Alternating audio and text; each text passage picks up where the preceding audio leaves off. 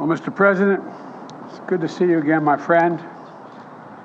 We've met several times over the last year, and each time we have deepened our nation's partnership, and for the benefit, I think, of both our peoples. Today's no exception. Our nation's relationship has been a great success story. The alliance formed in war and has flourished in peace. Seemingly every day, we've launched new areas of cooperation on cyber, strategic technologies, space, democracy, and all the areas that matter most to our future. Because of its core, our alliance is about building a better future for all of our people. And there's no better example than our economic relationship and partnership, which is delivering incredible benefits to both our nations. Through the Indo-Pacific Economic Framework, we're advancing economic growth grounded in high standards for our workers, for the environment, and for communities throughout the region. We're standing together against economic influence being leveraged in coercive ways. And since I took office, Korean companies have invested more than $100 billion in the United States, driving innovation and spurring good new jobs for Americans and Korean workers. Our mutual defense treaty is ironclad, and that includes our commitment to extended deterrence, and that includes the nuclear threat and the nuclear deterrent. They're particularly important in the face of DPRK's increased threats and a blatant violation of U.S. sanctions. At the same time, we continue to seek serious and substantial diplomatic breakthroughs with the DPRK to bolster stability on the peninsula, reduce the threat of proliferation, and address our humanitarian and human rights concerns for the people of the DPRK. The Republic of Korea and the United States are working together, including through our trilateral cooperation with Japan, to ensure the future of the Indo-Pacific is free, is open, prosperous, and secure.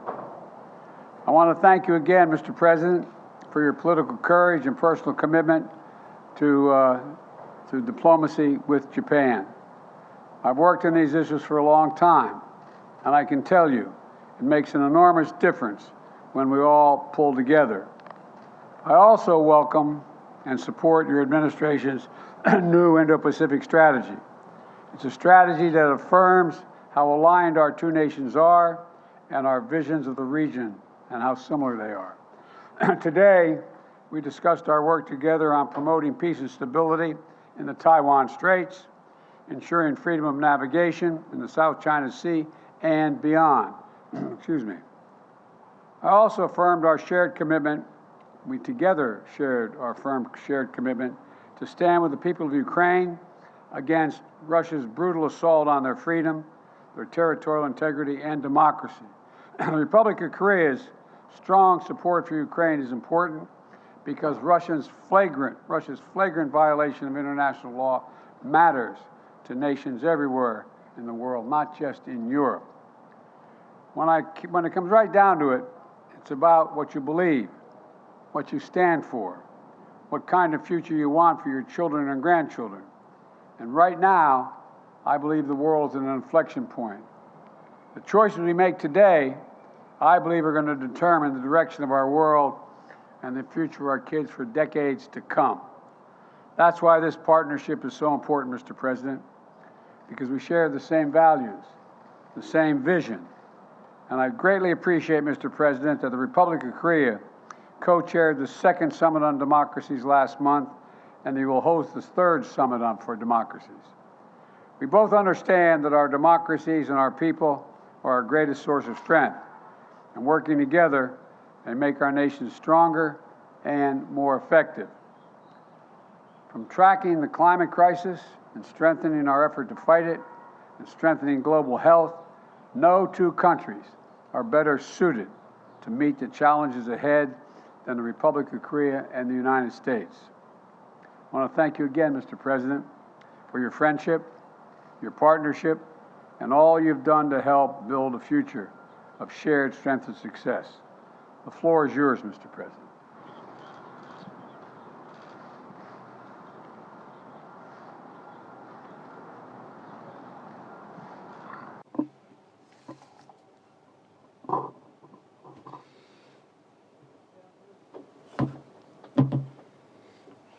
바이든 대통령님의 특별하고 따뜻한 환대 감사드립니다.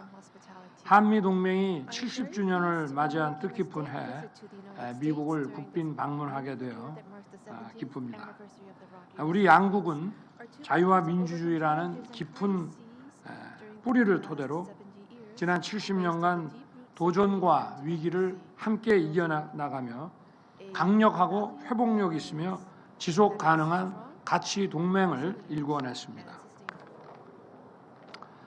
지금 전례없는 복합 위기가 우리를 위협하고 있습니다.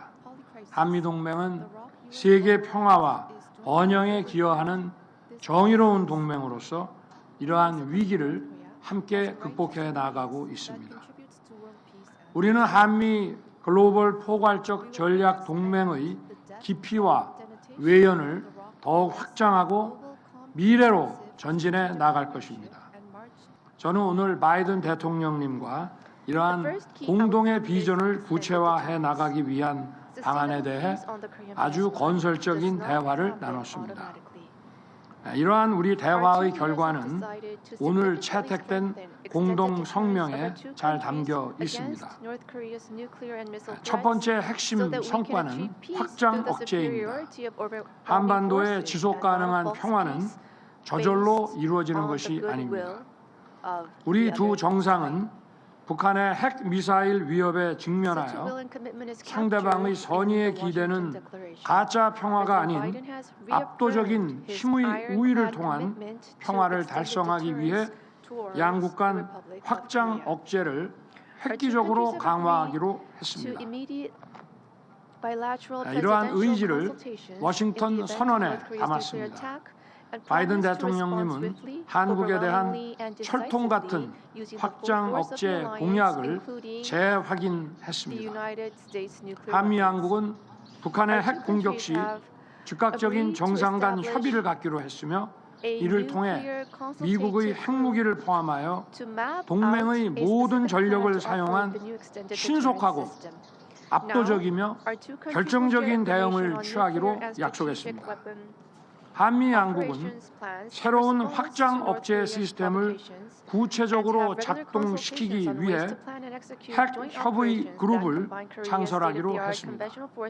이제 한미 양국은 북한의 위협에 대응하여 핵과 전략무기 운영 계획에 대한 정보를 공유하고 한국의 첨단 재래식 전력과 미국의 핵전력을 결합한 공동작전을 함께 기획하고 실행하기 위한 방안을 정기적으로 협의할 것이며 그 결과는 양 정상에게 보고될 것입니다. 양국은 또한 핵 위기 상황에 대비하기 위한 도상 시뮬레이션 훈련을 더욱 발전시켜 나아가기로 했습니다. 그리고 미 전략 자산의 한반도 전개도 정기적이고 지속적으로 이루어질 것입니다. 저와 바이든 대통령은 이번 회담에서 이루어진 이러한 역사적이고 구체적인 합의를 바탕으로 양국 간 확장 억제 강화를 위한 협력을 계속해 나갈 것입니다.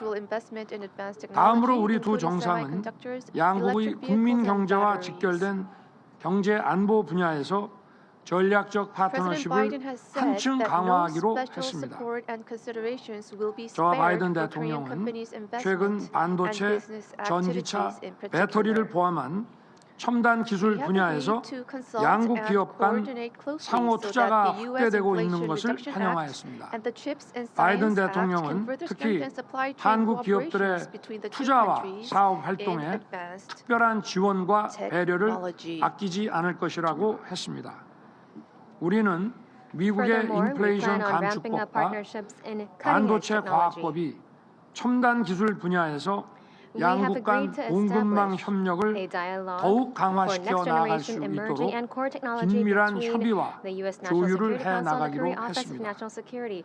양국 간 첨단 기술 분야 파트너십도 더욱 강화될 것입니다. 한미 국가안보실에 차세대 신흥 핵심 기술 대화를 신설해서 이러한 협의체를 통해 반도체, 배터리, 바이오, 퀀텀 등 첨단 기술 관련 공동 연구 개발과 전문 인력 교류를 촉진시키기로 했습니다. 또한 떠오르는 첨단 기술 분야인 양자 과학 기술 분야에서 양국 간 협력 강화를 위한 별도의 공동 성명도 채택했습니다. 저와 바이든 대통령은 앞으로 한미동맹이 사이버, 우주 영역으로 확장될 수 있도록 한미 상호방위조약을 사이버, 우주 공간에 적용하기 위한 논의도 개시하기로 했습니다. 이번에 채택된 전략적 사이버안보 협력 프레임워크를 통해 한미 양국이 사이버 위협에 공동 대응하고 정보 공유, 수집, 분석과 관련된 협력도 심화해 나가기로 했습니다. 우주 분야 역시 양국 간 협력 잠재력이 큰 분야입니다. 저는 이번 방미 계기에 나사 고다드 우주센터를 방문했습니다.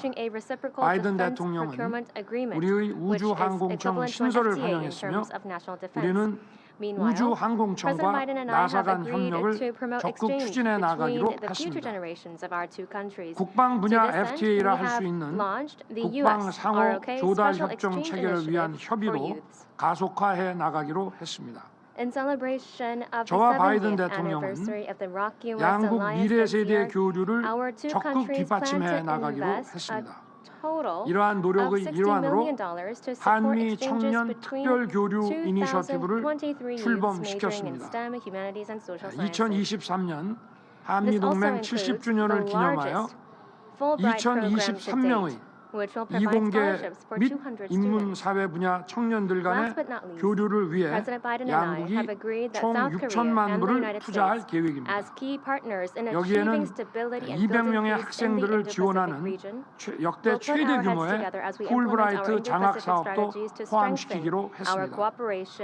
마지막으로 저와 바이든 대통령은 인도 태평양 지역에 안정과 평화 구축을 위한 핵심 파트너로서 양국의 인태 전략 이행 과정에서 더욱 긴밀히 협력하고 지역과 글로벌 도전 과제 해결을 위한 공조를 심화해 나가기로 했습니다.